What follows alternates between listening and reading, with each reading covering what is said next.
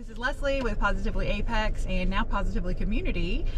Welcome to Positively Apex Ride Along with a Song, another episode with a fabulous member of ours. So today I'm super excited because I got one of my karaoke loving friends here, and we are really excited about the song, but first we're going to do a little interview. So who are you sitting in my car right now? Who am I?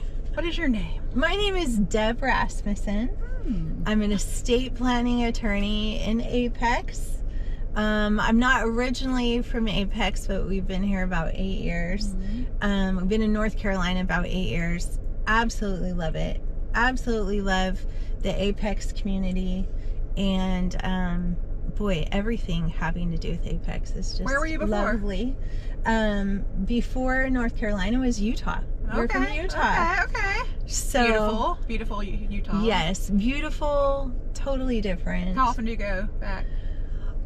Not as often as we probably should because all of our family is in Utah, but my mother is 89 years old and I'm actually going next week to go visit her.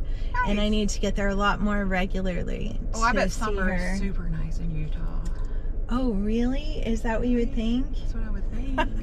It's very, very hot. Really? But, yes. Okay. But a dry kind of hot, but the kind of hot that would like really melt things in your car. And I'm saying that after we just came off. Not soupy hot like here. Not soupy hot. You do get a relief from the soup because it's so dry, but you definitely have all four seasons, and summer is super hot there. I have been there in spring, and it was amazing. Yeah, just lovely. Yeah, just lovely. Yeah. What is the name of your business? Name of my business is Rasmussen Law. Okay. And we do wills, trusts, and now estates. We just finally have another attorney. Her name's McCall Nelson, and she's in charge of estate administration. And but really we're passionate about doing estate planning the right way. There's many ways to do estate planning, and sometimes it gets treated as an afterthought to another sort of legal transaction, like a real estate closing or something. Hey, do you need a will? Hey, we got a will. And it's about more than a will. Oh, more than a will. It is knowing about your family dynamics. Where there's a will, there's a way to expand your estate planning. Where there's a will, there is a way to the probate court, really, is what happened. And I remember exactly where I was sitting in law school in my wills, trust, and estates class when I learned that a will did not save your family from a probate proceeding. Which is crazy to me. Like, so what's the crazy. point? Yeah, like all the horror stories you hear are about the delay, the expense, the public nature of this court proceeding when somebody passes. And it's kind of the worst because that's the time that you don't want to be going through anything stressful. You should be grieving the people that you love without having to deal with the government. All the efficiency of the DMV, that is what the probate court is. Most people do not want to deal with somebody who doesn't know their family, and the law is not very forgiving when it comes to certain things, and sometimes just the public nature of the court process invites people to dispute. And our big thing is helping families avoid court and conflict, but in order to do that, the process starts long before someone passes, long before anybody's lost incapacity. We need to think through every single asset you own and how the law interacts with that asset, but also inventory your people, because the way your estate plan works has a lot to do with the people that are in your family and what they will and won't take issue with. So for example, thinking about things like guardianship for your children, a lot of people are like, oh, well, I'm not old yet, but wait, I have kids. I need to name guardians. Or pets. Or pets. Oh my goodness, we just did a whole series about pets and all things pets. Very important. But particularly those decisions around kids have to be done very carefully. And I'm very proud of the the kids protection plan that we do, very different than the kind of planning that I ever did as a paralegal. That guardianship piece alone, I'll just tell you what most people do is you just name guardians in the will. But there's some really important questions about that. Like, for example, oh, we named Bob and Sue Smith as the guardians for our kids. That's great. My follow-up question would be, what if something happened to Sue? Are you still naming Bob? And then you see people's faces change. You're like, we are not naming Bob to serve individually. We are only naming Bob and Sue, and maybe Sue individually. But that's a big difference. That is a distinction that makes a huge difference when it comes to your most important asset, which is your child. You don't just think about who you want to name as a guardian, but we have to think through who would come forward. Death and money do funny things to people. And now, especially if you die young and there's an insurance policy or something like that, people's interests start to change. Oh, suddenly I'm very interested in your child. Who would come forward? And do we have to have documents in place to protect children from who would come forward? And not just that, but it's not enough to name the guardians in the will.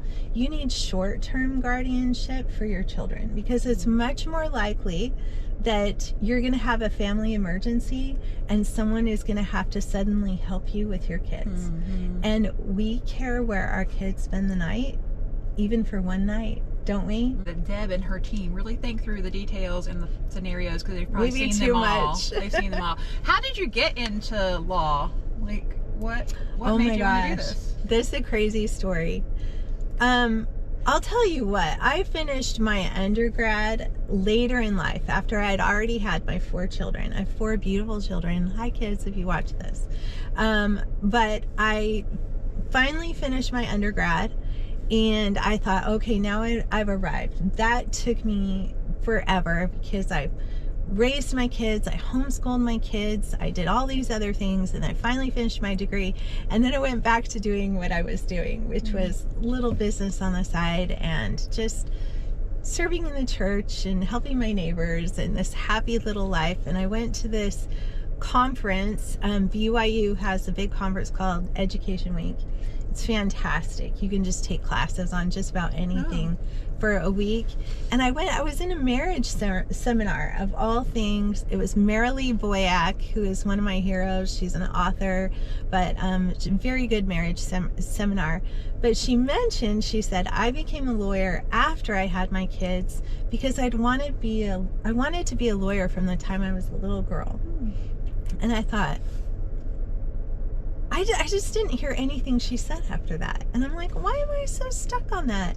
That is so weird. And as I was walking out of that conference, it was in a building called the Wilkinson Center at BYU. As I was walking out, it occurred to me, wait, I wanted to be a lawyer when I was a little girl. How did I forget this? Like, at some point in the midst of me raising 4 kids and doing what I could for my community and my own family, You lost your identity. I forgot. But I think God brought that back to me just in time.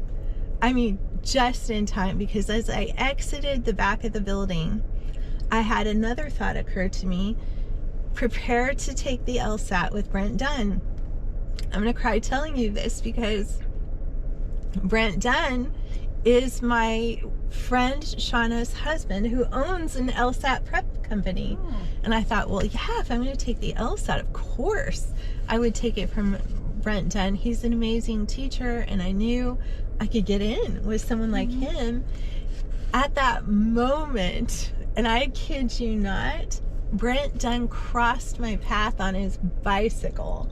Oh my gosh! He rode his bike to LSAT prep classes in Provo and in Salt Lake City, and he just happened to be on campus crossing at that moment. Wow! And I called out to him, and we talked for a minute, but I didn't dare say anything because I was like, I don't even know what's happening right now. That was just crazy. But sure enough, fast forward, listen to the signs of the universe, y'all. Yes, the universe is broadcasting messages all the time. It's just whether or not we are tuned into them. Yeah. And I think I was in a place where I was very open to hearing those messages. Whatever God had for me, he kind of had my number. I feel like sometimes he can look at me and be like, watch, I can make Deb do anything. And it's kind of true. I was open to it. And that's what happened, and Brent got me up to speed. I credit him with not just helping me get in, but get scholarship money with my schoolwork.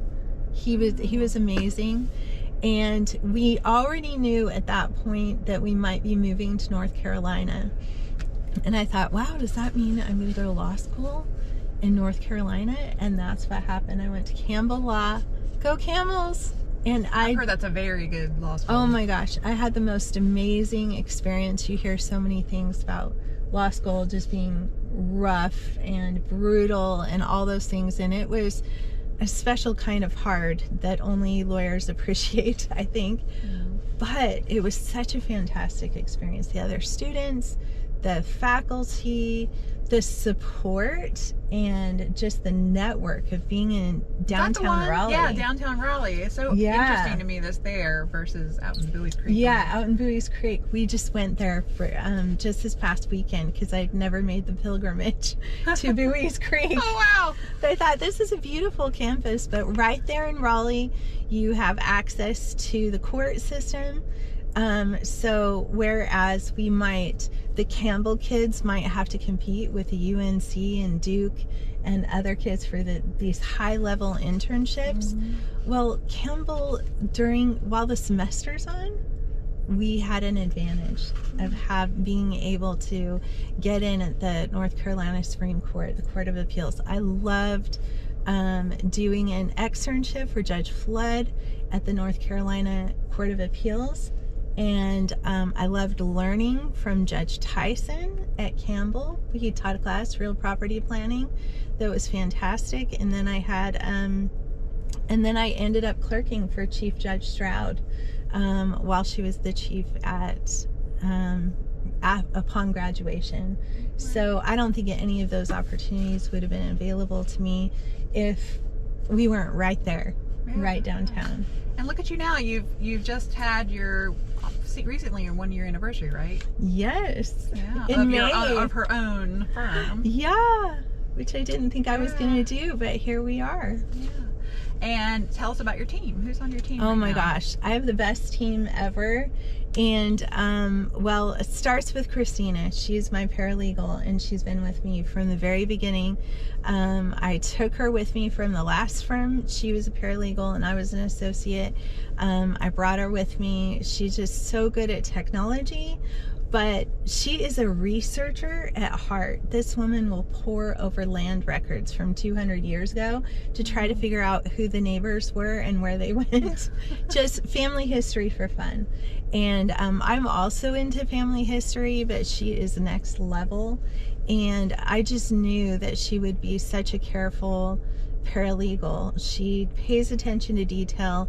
What about this? She picks up things in the documents and just has that heightened sense of what needs to be done for the family. She also already has, her 3 kids that she's raised, and she just does beautiful things, think through things, and she's kind of like an office manager.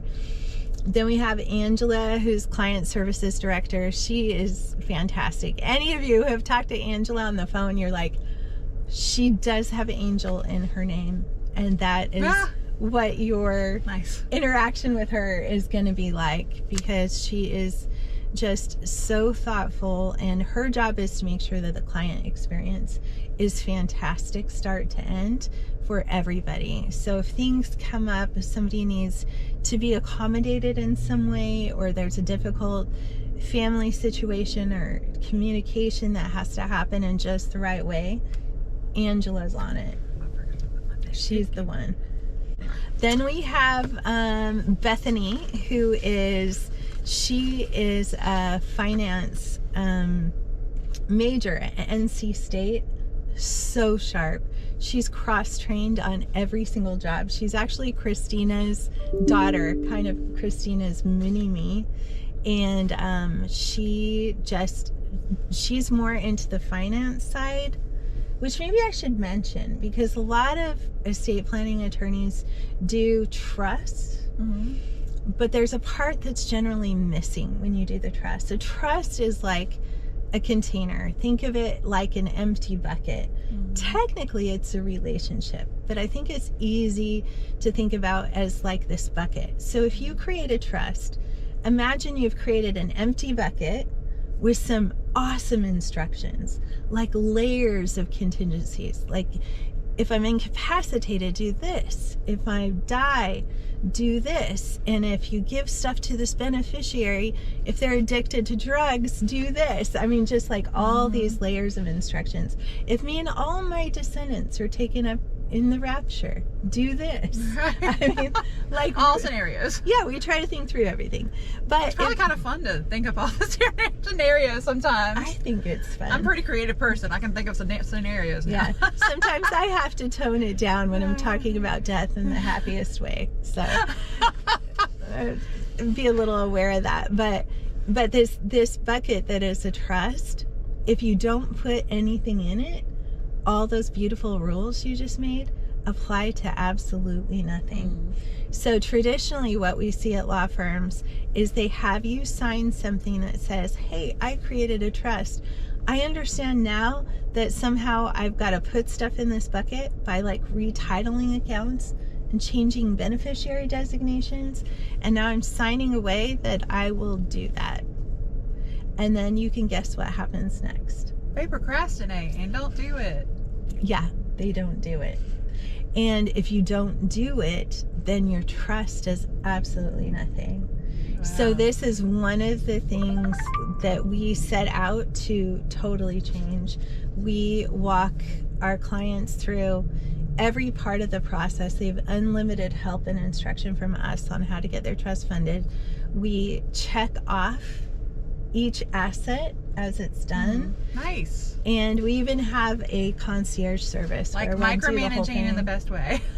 Yes, micromanaging, because I think when you understand how the law works, this has to be micromanaged. Well, we can't leave it undone. I try not to micromanage my members, so to speak, but I'm always reminding people, like, please do this, please, because you pay for something, you want to use it, right? Exactly. Exactly. It's the best for you, so. Yeah.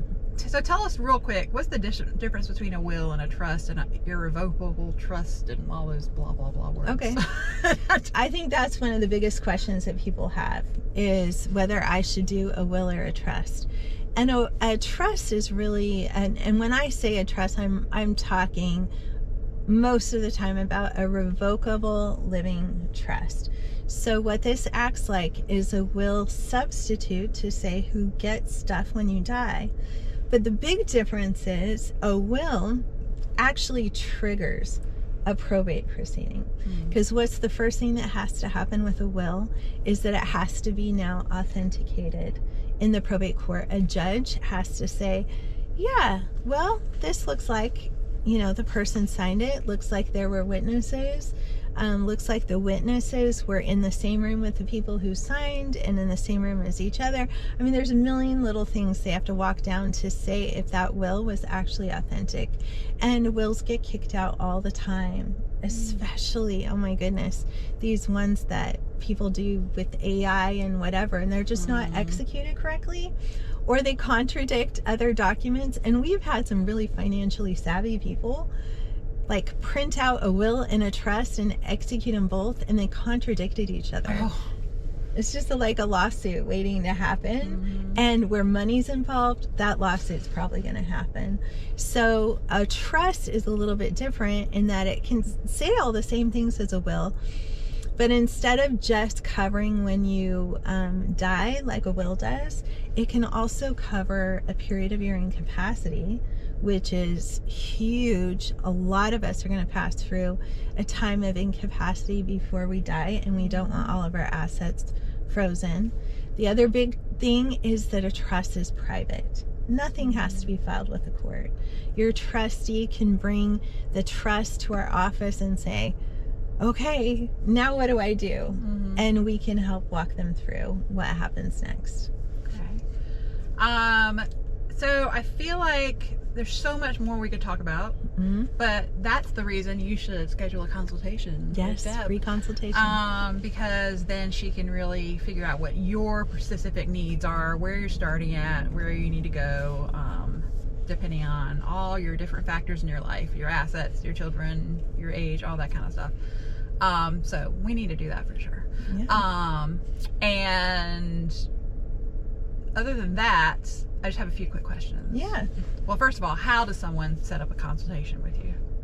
Okay, so all you have to do is call us. You can call us 919-335-6300, or you can just go to our website, which is rsmlawteam.com, or just Google Rasmussen Law, and there's a free consultation link.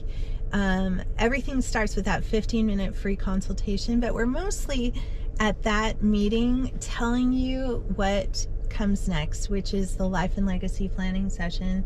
That's 2 hours with me where we go through all of your assets, or McCall also, because we have our new associate attorney, McCall. We go through every single asset you own. We show you how the law interacts with all those assets. We go through all your people, and at that point it becomes really clear what needs to happen next. It's a $750 value, but if you come prepared, we waive the fee. There's no fee, and you actually get to decide at that meeting whether or not you want to move ahead for estate planning and at what level. We have like 3 different tiers of pricing, and as long as you know how the law works, we're okay with you picking where you want to go with that. Nice. One more quick question about reviewing estates. Like if someone already has something done, or they want to get their parents' stuff looked at, stuff like that. I'm kind of going through that right now. What is the process for that? Well, if you do estate planning with us and you have access to your parents' estate planning documents, we will actually do a review of that for free, whether it's husband's parents, wife's parents, or both. We will do a free review, because there's some things in those documents that latent powers you may have been given that we want to find and make sure we're executing those in your estate planning documents. A review of a current plan is usually $1,200, where we can go through, but I'll tell you what, we have a 50-point checklist, and a lot of the plans we see do not fare well once they go through our checklist, and so often we'll just do a cursory look for free and go straight to the life and legacy planning session and just experience planning together a whole new way and save you $1,200. Nice. So can you just review really quickly one more key document or documents that people need? Power of attorney. Power of attorney. Power of attorney is super important because, you know, say for example, you do a revocable living trust. That covers incapacity for some things. But there's only certain things that are appropriate to hold in a trust, like your tangible property, bank accounts, and that sort of thing. Power of attorney is actually super broad. It is who covers stuff for you if you can't make decisions for yourself, you're incapacitated. But it is literally everything. Think all adulting. Anytime you would sign your name, every time you log into a website, you need a power of attorney selected so that person can take over everything when you can't adult for yourself. So anyone over 18 needs, yes, definitely, power of attorney. Yes, we love when young adults come in. We do power of attorney. We call them living capacity docs. You're living, you have capacity, you need these 3 things: living will, power of attorney, and healthcare power of attorney. Any of us parents of adult children have gone crazy trying to help even pay a bill at the doctor's office or help with a cell phone bill sometimes. Having power of attorney for your kids, super important, but you have to have the kids call. We can't just have the parents arrange it. The kids call our office and we will take them through the interview and make sure they get their documents. So what are just a bullet point list of kind of life changes or that trigger a review of estate planning or change? Yeah, well, estate plans need to stay up to date. that's just it. One and done is not a thing. So we do a free review every 3 years, but there are some events that I would want to get you in sooner. A change in relationship status. If you married and then divorced or separated, well, there's a lot of things. The default in North Carolina, if you're separated, your healthcare power of attorney goes out the window for as it pertains to your spouse. That's good. But your power of attorney is still effective. All right, so we need to make sure we change that. There's things like that. So relationship status, beneficiary changes. So you're watching, maybe a child has a diagnosis that makes you believe now they would not be able to handle any sort of inheritance outright, or what we call lifestyle defects of some kind of addiction or trouble with the law or something like that. Those are lifestyle defects in our beneficiaries that we absolutely need to get and change some things. Or the people you've named as a trustee or an agent under a health care power of attorney, you don't trust those people to handle your affairs anymore. Well, they're incapacitated. Yes, we're not waiting for 3 years to get that buttoned up. We would want you in right away. Cool. So you're located right near downtown Apex in Salem Town Court, right near Apex Peakway and Salem Street. In this cute little complex, beautiful little office. Thank you. 2-story. It's a wonderful office. They've decorated it so nicely. Thank you. So you'll feel right at home if you go in there and meet with Deb and the team. Real quick, rapid fire questions. Don't think. Just answer. So all right. And I know that you have limitations when it comes to your religion. So you can pass on a question if I ask something you're not allowed to have. Ketchup or mustard? Ketchup. Okay. All day. Beach or mountains? Oh, I come from the mountains, but how I love the beach right now. Okay. Beach. Shoes or barefoot? I used to be barefoot, but boy, I need that arch support. Grandma shoes, to be specific. And the last one, I usually say Coke or Pepsi, but I know you can't drink. No, we can have Coke or Pepsi. You can? Yes. Oh, okay. Yes. Okay, Coke or and Pepsi. I have a very specific answer to this. Okay. If they don't have Diet Pepsi, then I will take a Diet Coke with an inch of real Coke in it. Okay. So it tastes good. You're extra, girl. Cats or dogs? Oh, definitely. I hate to answer this because I have a cat right now, but definitely dogs. Okay. Sorry, Grandkitty. Grammy loves you. Well, I have 4 cats, but I just had to get a dog a couple months ago because the cats just weren't doing it for my emotional health. I needed a dog even though I love cats so much. But you anyway. do need a dog for emotional health. Anything else you want to share real quick before we try to dive into this song?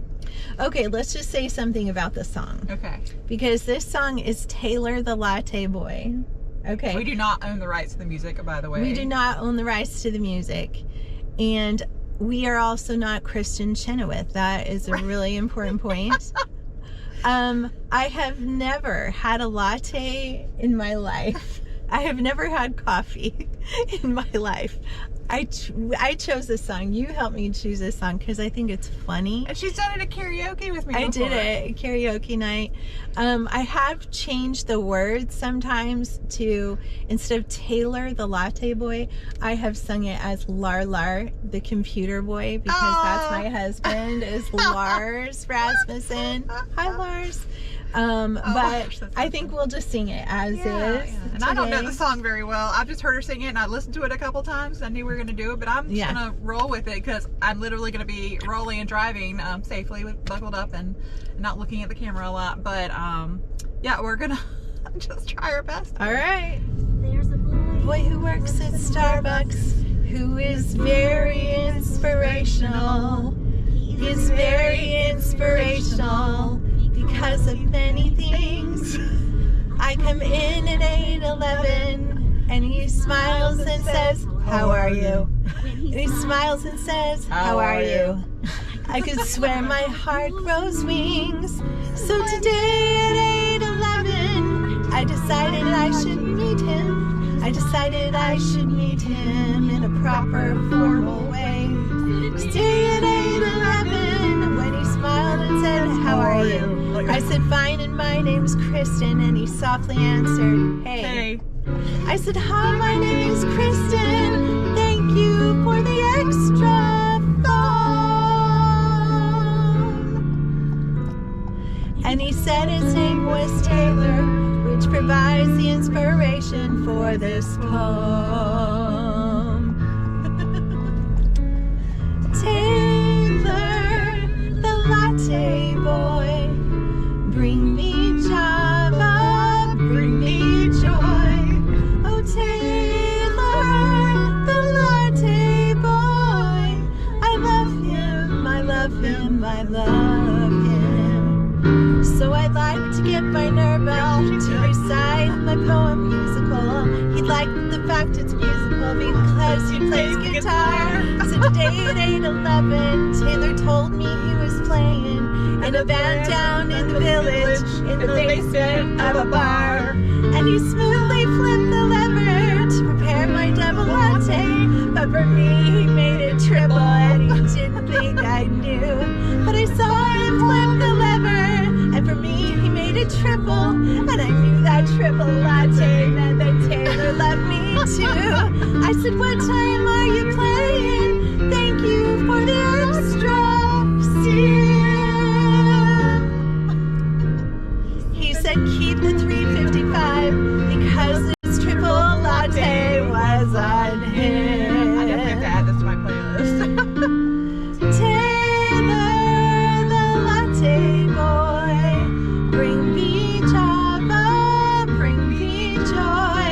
Oh, Taylor, the latte boy, I love him, I love him, I love him.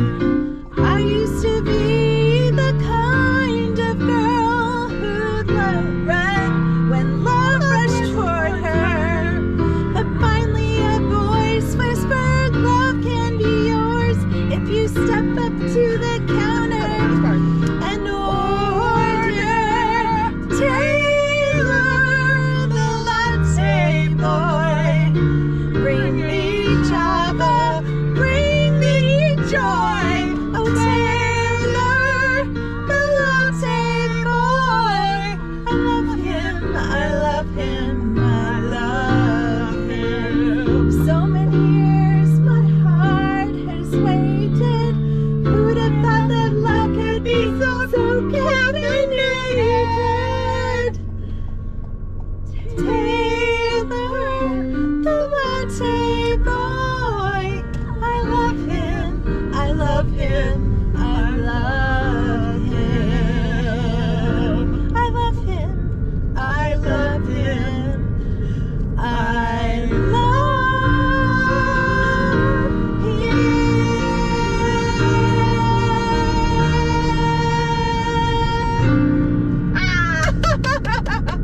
That was so awesome. Oh my gosh. I That love was it. fun. That was fun. That was really fun. I did okay.